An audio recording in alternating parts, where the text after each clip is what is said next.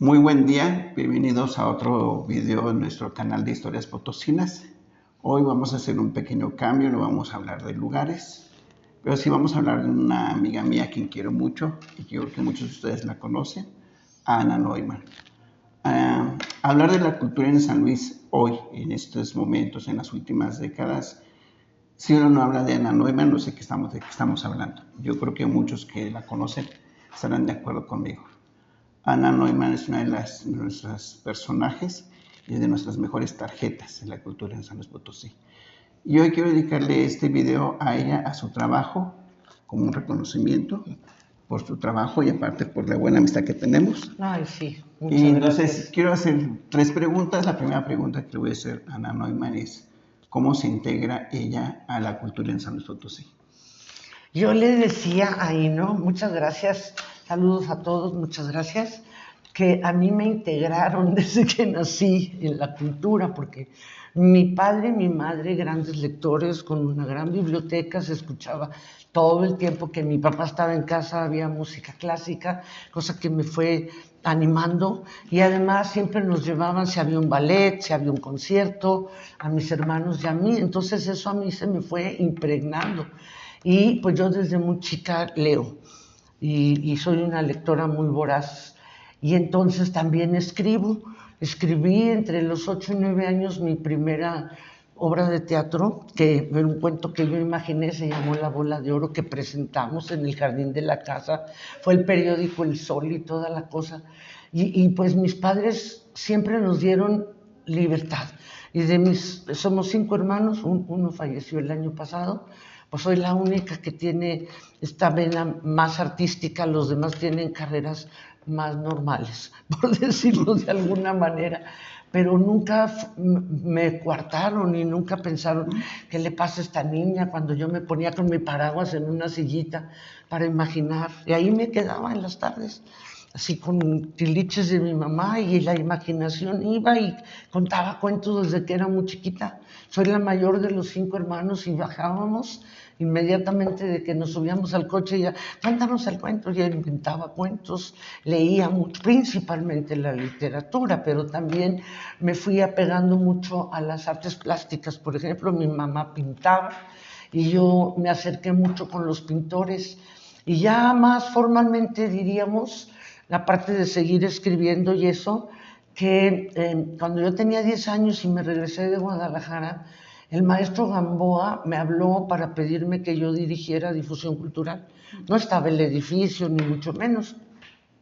Y entonces yo estuve muy feliz ahí, y al mismo tiempo abrí otros 4 departamentos, porque yo venía de una carrera que no terminé, pero que me formó mucho, en el ITESO con los jesuitas en Guadalajara, y entonces daba clases de cine, que era yo muy buena. Y que además me tocó una época de cine maravillosa con Visconti, Buñuel, Berman, entonces tenía mucho contacto con eso. Y abrí el Cineclub, ahí apoyada por la Alianza Francesa, pero Cineclub en forma, hablar del director, del autor, etcétera, de la trama. Y luego también abrí un té literario, iban gente así tan relevante como Salvador Gómez Argenman, como Rafael Puente, Lisa Quijano, en fin, y lo que hacíamos era análisis de los libros, no creación literaria. Y también abrí relaciones públicas. A través de mis relaciones yo podía conseguir los carteles, los spots, el Hotel de Gante con las hermanas Andrea, que nos daba un descuentote, y entonces pues tuve mucho contacto con muchos artistas locales y también de otros de la Ciudad de México y de otros lugares, pero a mí me fue llenando enormemente, entonces no me perdí una conferencia. Decía mi papá, ¿tú quieres estar en todo? Pues sí, obviamente todas las obras de teatro, y también pues que si había exposiciones, que si había cosas, no, ni uno, no me perdía ni uno. Y fui desarrollándome también mucho, particularmente en la literatura, y dando algunos talleres ya un poco más incipientes sobre la creación literaria y la historia de la literatura.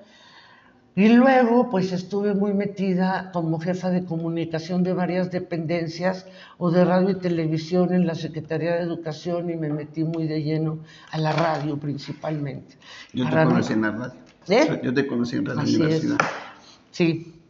Ahí estuve 20 años, me faltaban como 2 meses antes de que pasara el fascismo a ese lugar. Pero pues así toda mi vida siempre estuvo metida en el arte y conocer a los artistas, escribir yo, publiqué mucho en el Heraldo. Fui reportera del Heraldo, que era la única mujer, cuando me salí de Bellas Artes, que no estaba en sociales. Pero también publiqué en El Sol de San Luis, en el suplemento, y también en el suplemento de Abel Esquivel y en Cafetemas, y también en un suplemento cultural que tuvo al mismo tiempo Pulso. Entonces, pues yo escribía muchísimo, y luego que estuve en Arte y Cultura como funcionario de la universidad, pues organizaba los martes literarios, invitando a narradores y poetas de diferentes talleres, o sea, sin ninguna exclusión. Y estuvo padrísimo, se llenaba, en fin, muchas cosas. Y luego, pues ya, una vez decidí salirme de todas las instituciones, ahora ya estoy en otra, pero duré 30 años sin úlcera. Y entonces ahí fue padrísimo porque empecé con mi propio programa de radio, todo esto en el 91. Sí, acabé un poco hasta acá de las grillas y de... Yo no sirvo para eso, sirvo para estar haciendo cosas y empujando a la gente. Mucho lo hacía a pesar de estar en las instituciones en que yo lograba, por ejemplo, en la Secretaría de Salud, cuando se llamaba Servicios Coordinados de Salud Pública, yo le pedía al delegado... En obras de teatro, ¿no? En las obras de teatro. No tanto, no, sino que yo le pedí que una vez al mes me permitiera que los trabajadores se quedaran 1 hora y media conmigo ahí. Era aquí donde ahora es el Museo del Virreinato. Y entonces la primera que me apoyó fue Carmen Esquivel, con su obra, obviamente fue efímera, porque ya después que se acababa, pero era la primera vez que los trabajadores veían pintura. Luego me apoyaron amigos músicos y guitarristas, y así cada mes por fin podía yo hacer algo que también fuera para la gente. Ahí mismo yo hice un boletín que se llamaba Salud en San Luis Potosí, que no les costaba, y ahí siempre metía alguna crónica, algo de poesía, y muy particularmente hablaba de San Luis, o de que siempre ha sido muy importante para mí. Entonces eso también era forma de promover a lo nuestro y la raíz, que me ha sido muy importante desde muy chica, desde muy chica. Ana, yo quiero preguntarte algo. Yo he visto que te gusta mucho la literatura. Tú siempre has dicho que eres una cuentista. Cuentista y cuentera. Y cuentera, bueno. Pero lo que también quisiera que nos hablaras de todo el trabajo que has hecho en estos eventos que haces sobre cuentos guachichiles, los encuentros guachichiles, y aparte tu lunes Epali, que es aquí en el museo. Pues mira, yo ya tengo de cuentera. Cuentera son los que contamos cuentos y cuentistas son los que escribimos cuentos. Yo tengo el privilegio de ser las dos. Y muy particularmente me centré en el teatro desde el 91. Casi cumplía los 30 años cuando empezó la pandemia, me faltaban como 2 meses. Hice más de 90 puestas en escena en muchos teatros, desde el de La Paz hasta la calle, con muchísimo amor. Y también yo, como cuentera nata, desde que era muy niña, yo tenía un evento, antes de empezar a dar los talleres de narración oral, en la Casa de la Comedia y en San Sebastián, que era de mi muy querida amiga Carmen Hernández Muro. Y ella y mi mamá y yo éramos las tres, y una vez al mes, un sábado, cobrando la entrada, hazme el favor, iban todos los meses. Y de pronto me llamó Pilar Delgadillo que por qué no daba un taller ahí en la uni. Y ya cumplí 25 años el pasado martes. Pero yo seguía contando y en la radio pues me explayé lo más que pude, porque para mí la radio es el medio por excelencia, porque no tienes ningún obstáculo que te distraiga. En la televisión también he estado muchos años y contando cuentos también, pero principalmente en la radio, que hace que la voz haga toda la magia. La imaginación. Siempre y cuando tú sepas cómo. Porque las cosas, muchas veces yo les digo, tanto a los de literatura, que tengo ya 32 años y medio aquí en este Casa Museo Ton, con un taller de creación literaria que se llama Taller Libre de Literatura, y siempre les digo que importa más el cómo que el qué. Así es. Porque puedes tener el mejor trabajo y si lo lees, no. Es como cuando dicen cuentos para dormir. Y yo digo, pues así estarán los que los cuentan y los leen. Son cuentos para antes de dormir y provocar en los niños y en los jóvenes esa necesidad de seguir imaginando. No de que Caperucita hable igual que el lobo y luego como me acuerdo de cuando mis abuelos me llevaban a la misa de San Francisco, cuando Y ya te era yo dormías. inmediatamente. O sea, inmediatamente, mi abuelito me solapaba muy bien. Pero me refiero que si las cosas no las dices con las emociones y no las haces así porque no las sientes, es imposible Es que una las forma de toques. actuar también, ¿no? O a medida No, que lees un en cuento, ese sentido, no. ¿no? Porque yo desde niña veo las cosas, las siento. Yo provoco las imágenes al hablar o al leer, que están viniendo a mí, pero yo las estoy viendo. Yo te he escuchado en tus cuentos y tú tienes tu expresión de la cara, tu manejo de Todo, voz, pero no eso es es la fuerza, actuación, ¿no? no, Bueno, es una... es natación, no es actuación, es que realmente la La siento. sientes. Una vez ahí en Globo Estéreo, donde estuve 10 años, mi operador Enrique me dijo, oiga, ¿y por qué estaba llorando? Y le digo, pues que no, yo que la mató, o sea, qué insensible era el tipo. No, yo reía, lloraba y así me pasa. Y cuando cuento también. Sí. Lo siento, pero eso lo tengo desde niña. Lo último que te escuché fue la presentación del libro del padre Montejano, donde Ah, la leíste lectura, y andaba lo bien del ronca. Callejón del Perico. Lo del Callejón del Perico. Hace mucho que no leía en público así, pero andaba bien ronca. Nada más que escogí esa para que se dieran cuenta que el patio tenía también sus... ¿Cómo se dice? En fin, que yo disfruto muchísimo eso y más cuando a lo largo de mi vida, que ya voy a cumplir 70, ¿Cuándo? el 21 de noviembre, que he sembrado. Y que hay mucha gente como yo que está ávida de imaginar, ávida de vivir otras cosas y de crear otras cosas. Eso para mí ha sido muy importante. De ahí la radio fue lo más importante. Cuéntanos tus lunes de palique. Ah, pues mira, yo había jurado en mi vida no volver a entrar a ninguna institución, se vino la pandemia. Tuve que cerrar mi taller de teatro, los de narración oral de la universidad y este de creación literaria, no, lo seguí vía virtual, pero el teatro, si de repente en el Zoom nada más le ves un ojo a la persona, fue muy triste para mí, pero así fue. Y estaba yo trabajando con mis talleres virtuales. Y de repente me hablaron por teléfono, me habló Rabinal Gamboa para pedirme que si podía ser la directora de la Casa Otón. Yo de momento me quedé paralizada porque 30 años no tuve úlcera, pero yo amo este lugar. Y entré en el 92 cuando estaba Carlos Morán, que a lo mejor tú lo conoces, un tipo fantástico. El museo estaba lleno de flores, de talleres, tenía un piano, una vida. Y luego que él malamente lo quitaron, y luego te cuento por qué, porque tienes pocos tiempo, pues entonces, sí, pues por meter otra persona. Y empecé a ver el deterioro continuo, el abandono aquí.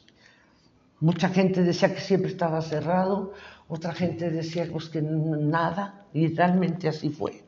Tanto hablo de directores como de las personas de la Secretaría y mucha gente pasa por aquí y ni siquiera se da cuenta que es un museo. Y este museo es el segundo museo que se hizo en San Luis.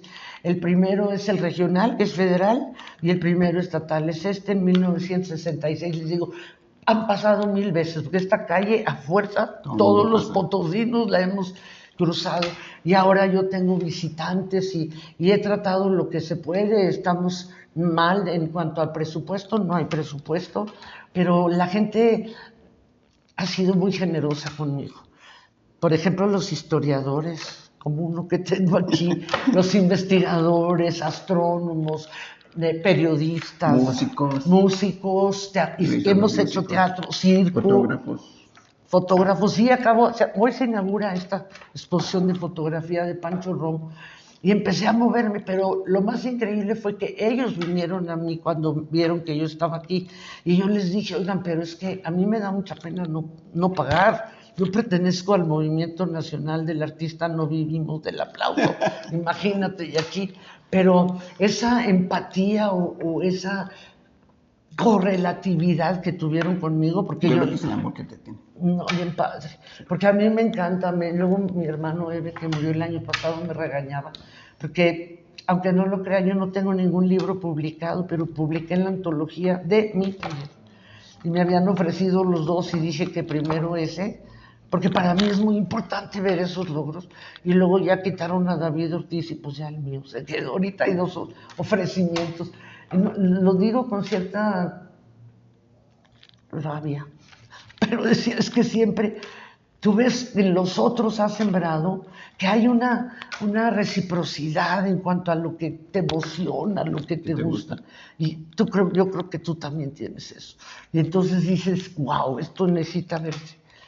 Y pues así fue, me metí aquí, entré en septiembre, voy a cumplir 3 años como directora, pero cumplí 32 años con mi taller de creación. Hace 2 años revelamos una placa por los 30 años, pero yo desde que entré, desde el momento que acepté, sabiendo cómo era el ambiente y sabiendo lo que hay, yo dije, puedo hacer algo por ese lugar. Y sí puedo, nada más que también otra vez las úlceras y eso, por muchas cosas. Sin embargo, a mí la palabra palique siempre me ha enamorado. Y yo tenía, mi madre y yo teníamos una amiga, ya era más grande que se llamaba Coco González Zurriza. Coco, muy francesa le hacía. Y cada vez que estaba, ella era una gran pianista potosina, pero no vivía aquí.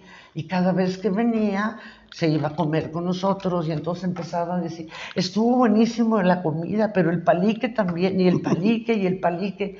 Y la palabra me encantaba porque a mí en lo personal me da eso, como ahorita tú y yo.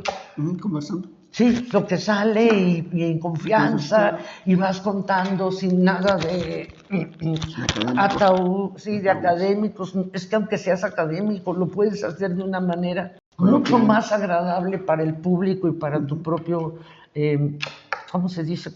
Con el que hablas, pues. Entonces, pues yo siempre pensaba en esa palabra y a veces les decía a mis amigas, ay, estuvo muy bueno el palique, ¿y qué? Pues la plática. Entonces yo dije, yo voy a hacer un evento que se llame Todos los lunes son de palique. ¿Por qué los lunes? Porque es cuando menos eventos hay. Entonces la gente está ávida. Y por otro lado, porque de palique, porque platico con los artistas. Yo he tenido ya el privilegio de tener a Hino aquí.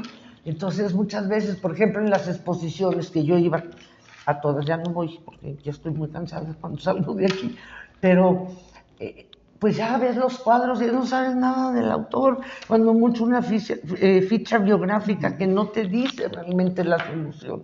Y cuando ya empiezas a platicar un poquito y que de dónde y sacas de repente ahí un poco de ironía o algo que te va saliendo. Hay una conversación padrísimo. Entre el público y los El público participa, se siente un ambiente muy cálido, muy cordial, y la gente ha venido y luego pasa. ¿De qué va a ser el palique? Hay gente de aquí, de la zona, pero también hablan mucho. Bueno, aquí caben más o menos 30 gentes sentadas. 32. Me ha tocado lleno hasta la puerta. Hemos tenido 90 y tantas personas paradas. Y me da mucha pena, pero ahí sí me da pena porque el espacio es más chico. Entonces, y es que ha sido una variedad de todo. Y gente que llegó a decirme, Ana, aquí estoy, Juan Pablo Rivera, por ejemplo. Y yo iba caminando muy recién, y aquí estoy, le digo, pero Juan Pablo, no te puedo. Claro que no, y ahorita ya me dijo, ¿por qué no me has vuelto a hablar? No se querían ir, porque se pone tan a gusto, ya se va a acabar, pues ya son las 9:30, les digo, ya ahuecando. Pero me puse a investigar más académicamente lo que quería decir palique, y ahí sale en la irreal, les digo yo, en la irreal academia, sale plática intrascendente. Y yo dije, no es cierto. Una cosa es que sea una plática informal, pero lo que se dice no es intrascendente. Entonces, pues yo me siento, luego viene Mario García, el secretario de Cultura, es que me encantan los paliques, porque tiene eso, pierde el formalismo, pero no pierde lo interesante y lo que comparte, y que la gente se siente en gran confianza. Entonces, por eso los lunes de palique, que pues ahorita ya voy entre los lunes de palique, que fuera de los lunes, por ejemplo, ya ves que ahora Benito Juárez cumplió años el lunes, no el 21, pero fuera de eso, todos los lunes, todos los lunes, todos los lunes. Y muchas veces los jueves también tengo evento. Antes estuve abriendo las exposiciones los jueves, pero como viene más gente el lunes de Palique, pues ya las pongo y luego de repente aquí. Y por ejemplo, el primer año que estuve aquí en el aniversario de nacimiento de Otón, hice 11 eventos en 20 días hábiles. Antes de mi operación, pues que fue antes. Es que me operaron de la columna y quedé muy mal. Pero hicimos una obra de teatro de Otón, hicimos un monólogo sobre Pepita la esposa, hicimos una bohemiada de la época de Otón con mis amigos bohemios. Yo estaba y busque cuáles eran las canciones. O sea, que el ambiente fuera de esto, no José Alfredo. No es, y pues eso todo sí se hizo maravilloso, ¿no? Lectura de poesía de él, pero fueron 11 eventos. Oye, Ya le bajé tantito. Oye, Ana, una última pregunta. ¿Cómo verías actualmente el ambiente cultural en San Luis Potosí? Yo creo que hay una oferta enorme. La primera razón, San Luis siempre ha sido un lugar de artistas, pintores, músicos, escritores, en fin, muy importante. Hemos tenido muchísimos creadores. Y ahorita precisamente me vinieron a ver unos jóvenes del Colegio de San Luis ayer, no, hoy es lunes, la semana pasada, en donde quieren que se reediten los libros de escritores y escritoras potosinas que están olvidadas, como Ana Mairena, bueno, Asunción Izquierdo Almiñana, como Ferretis, como Federico Monjaraz.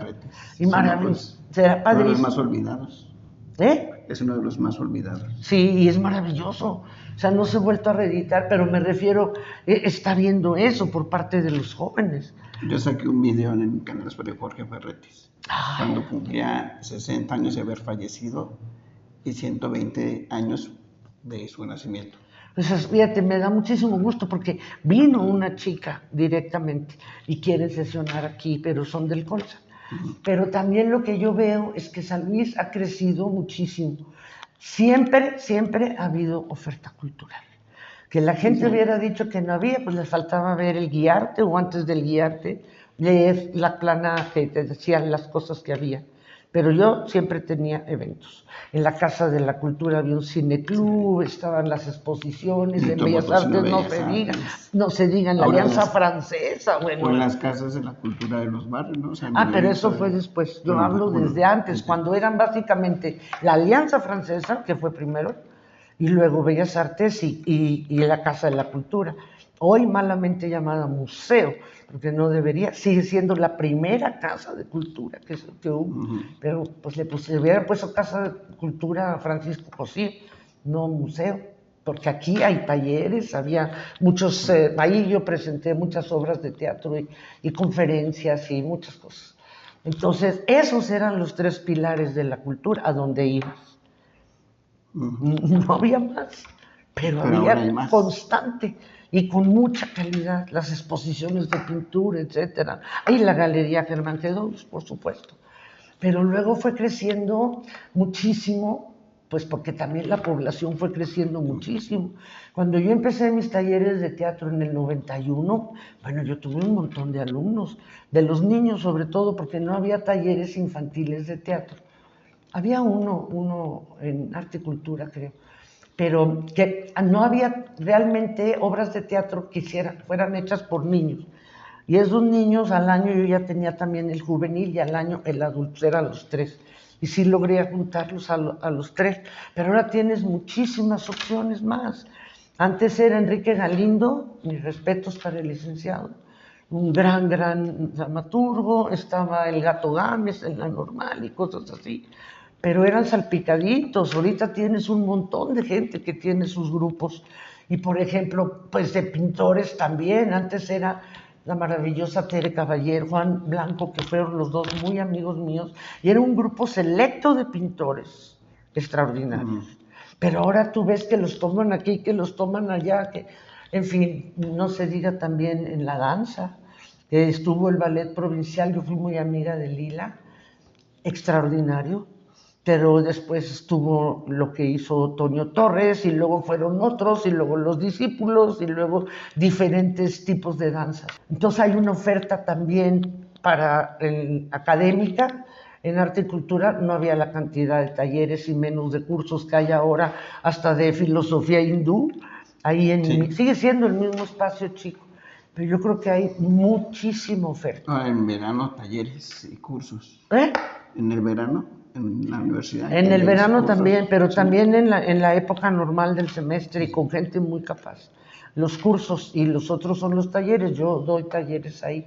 Tienes una gama maravillosa. El que diga que no es porque no tiene interés. Pero No, siempre... que vengan los lunes al Palique aquí. Que vengan los lunes al Palique, es gratuito. Y luego me dicen, oye, ¿puedo llevar algún mezcalito? Desde agua para arriba pueden traer, porque aquí no hay. Es agua bendita. Porque ya hace mucho que no hay, entonces cuando de plano, pues nosotros compramos, pero resulta que no están trayendo, tenemos una semana y pico sin que los repartidores, así que desde agua. Y pues a mí me da muchísimo gusto. La orquesta sinfónica simplemente no existía. Teníamos la orquesta de cámara con el maestro, ¿cómo se llama? Jesús Ortiz Díaz Infante, el papá de David Ortiz Celestino, que también hizo tantas cosas y se fueron creciendo las opciones académicas en la universidad. Yo cuando abrí mis talleres aquí, me venían muchos muchachos que estaban empezando leyes o que iban y que realmente no era su vocación, pero no tenían otra opción humanística. No me digas que contador público o administrador de empresas o economista. Entonces aquí fue mi grueso primero, y algunos de ciencias de la comunicación, pero los de leyes, la mayoría. Oye, Ana, algo último que quieras agregar a esta entrevista. Yo creo que uno debe fijarse más en su propia tierra. A mí me da mucho sentimiento, y aproveché la radio para tratar de imbuirlo, que uno tiene que partir de lo local a lo universal, no a la inversa. Como Kant. Como Kant. Pues yo no sé si como Kant, pero yo lo veo porque toda la gente, aunque sea con una barnizadita, sabe de los griegos y sabe de los egipcios, lo que sea. Y yo supe de los guachichiles hasta que fui amiga de Montejano, ya con hijos. Nunca en la escuela, yo siempre pensé que este lugar, como era desértico, no había un grupo originario, nunca me lo enseñaron en la escuela. Y nos enseñaban los últimos emperadores malamente llamados aztecas, los mexicas, y luego todo eran los españoles. Entonces, pues no había habido aquí nada. Y cuando yo fui un día a comer con don Alejandro Espinosa Pitman y doña Meche, que eran muy amigos míos, y resulta que el otro invitado era Montejano, y pusimos a platicar, sí lo conocía, pero nada más de cómo le va, y de ahí mi amistad, y él fue el que mencionó la palabra, y yo, ¿qué es eso? Pues, ¿cómo que qué es eso? Y de ahí me entró de tener que difundir que aquí tuvimos ancestros. Claro. Y que tenemos que fijarnos en cuál era su medio, cuál era su ámbito geográfico. Esto es Aridoamérica, no Mesoamérica. Claro que no podían tener las pirámides ni agricultura. Eso no quiere decir que fueran salvajes y bárbaros. A mí me da mucho coraje ver en lo de Pahuelo, en otros lados, que pongan que vinieron a pacificarlos, vinieron a acabarlos. Y en eso me enoja mucho porque los despreciamos. Entonces, si uno empieza a ver eso, se va a preocupar por ver la arquitectura de San Luis. Fui guía de turista un tiempo, de la primera generación. Y era muy padre porque les ibas explicando, más que de que las columnas estípites y eso, las anécdotas o las cosas que habían pasado. Tu espíritu de contar. Tu espíritu de contar. Sí, pero con muchas de las anécdotas, sí, pues y de repente me preguntaban que qué virgen era ese. Pues, pero ¿de qué es virgen? Pues yo no, eso no era tanto. Oye, es una de las 11,000 vírgenes. Sí, pero no lo hago mal, sino que siempre ha sido más mi interés la historia. Y sobre todo, pues muchas anécdotas, como cuando empezó el baile de la lonja antes de que entrara Porfirio Díaz, cosas así que a la gente le entusiasma, y entonces les digo cuando vienen aquí, me gusta mucho cuando entran visitantes, preguntarles de dónde nos visitan y esto, y siempre les digo, váyanse por la calle Hidalgo, pero no se fijen en los escaparates, volteen. Tienen una arquitectura maravillosa que nadie hace caso. Ahorita el barrio de San Miguelito se está cayendo las casas. ¿Por qué? Porque no aman su terruño. Entonces hay que hacer eso, pensar primero en lo nuestro. Los escritores de los que hablábamos, los pintores extraordinarios que se han dado, los músicos, no nomás Julián Carrillo, muchos otros. Ahí está Carlitos Undiano, muy, muy contemporáneo, por decir, y de muchas cosas. Y eso a mí me llena de gusto. Pero ojalá que sí pensáramos un poquito más, porque veo a la gente y ni siquiera voltean. Una vez estaba yo parada frente al otrora Cine Otón, y ahí venía yo caminando, y a mí me gustaba mucho andar en el centro. Bueno, pues casi toda mi vida he tenido mis ocupaciones en el centro. Y paré a ver otra vez el Cine Otón, y estaba yo ahí muy vista. Y entonces la gente me volteaba a ver a mí, y volteaba al cielo como buscando ovnis. Sí, y yo así, sí, y la gente luego me volteaba a ver como diciendo, pues ¿qué ve? Pues ¿qué veo? Veo mi ciudad, la disfruto, me duele mucho ver cómo está. Muchísimo. El deterioro, el olvido, la falta de interés del pueblo, del gobierno, del propio INAH, de que se está cayendo. Tú ves Zacatecas, Zacatecas era un pueblo, Querétaro otro, Aguascalientes no se diga, y mucho menos, todavía seguimos siendo la tercera ciudad más importante en el número de monumentos. Todavía es México, a pesar de México, Puebla y nosotros. Querétaro tiene un centro así y lo han sabido crecer a través de las vecindades, de la limpieza, de los cafetines, de las ganas de estar. Entonces, eso a mí me duele mucho. Ver que tiran y tiran, y ver Carranza, por ejemplo. Y no estoy hablando ya de lo más aquí. ¿Qué pasa? ¿Qué pasa con las nuevas generaciones? Porque yo soy del barrio de San Miguelito, nos saludábamos, bueno, todos salían más temprano a ver quién limpiaba primero, con el agua así de las cubetas, ¿te acuerdas? Y todo eso se ha ido perdiendo. Pero si le rascas tantito, creo que podríamos volver a esa empatía con lo nuestro. Y sí, vean, todas las semanas sale la página de la Secretaría de Cultura, la página de la Dirección de Cultura. Todos los días hay eventos, todos los días. Y yo pienso que eso es muy favorable. De un tipo, de otro, los que a ti te gustan, los que a mí no, pero ahí están. Así es. Gracias, Ana. No, gracias a ti. Ojalá que vengan aquí a la Casa Museo Manuel José Otón. Es su casa. Estamos abiertos de lunes a viernes de 8 de la mañana, de 10 de la mañana a 8 de la noche. Y cuando hay eventos como hoy, lunes de Palique, que ojalá vengan, se inaugura la exposición. ¿Son a las 7, 7:30? A las 7:30. 7:30. Y de 7:30 a 9:30. Y están cordialmente invitados. Todo lo que se hace aquí es gratuito. Pero ya saben, si quieren ayudar con una agüita o un mezcal. Un mezcalito, de la agüita que atraganta, ¿cómo decía esa? Sí. ¿Qué agua? De las verdes matas. ¿Cómo era? Que quiero de esa agüita que atraganta. Era una canción. Sí. No, pues yo les agradezco, muchas gracias. Muchas gracias. Y gracias, y esperemos que se inscriban a nuestro canal y nos sigan viendo. Y que viva San Luis, aprécienlo.